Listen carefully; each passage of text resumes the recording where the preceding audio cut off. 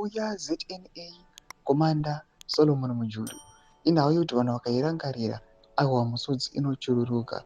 Zvisati mashoko kubuda panguva inoi itaurwa pamusoro aiwa pemagenerals atingati macommanders of the ZDF wenyika yeZimbabwe since independence. Ndopai vanoti subscriber mulike on the bell icon. Solomon Mujuru anozivikanwa kunzi mafiro ake aiwa akarwadza veruzhinji vakasara nemaquestions akawanda.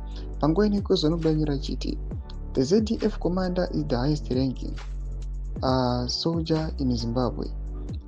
General Solomon Mujuru was never commander of the ZDF. Mujuru only commanded the ZNA, not the ZDF. He became commander of the ZNA in 1981 with the rank of lieutenant general.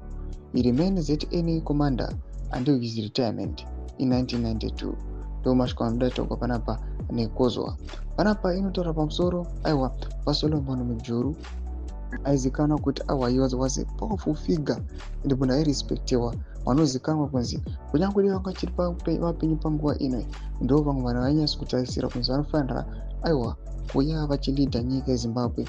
Anotorambira achiposta mapictures aiwa seamuri kuona aimamwe macommanders seamuri kuona kanzi Sandi McLean was the commander from 1981 to 1982, then Kweta V Zvanashe from 1994 to 2004, then CDG Nchiwenga from 2004 to 2017, then Philip Valerius Vanda from 2017 to 2025, then Emmanuel Matatu from 2025 until now.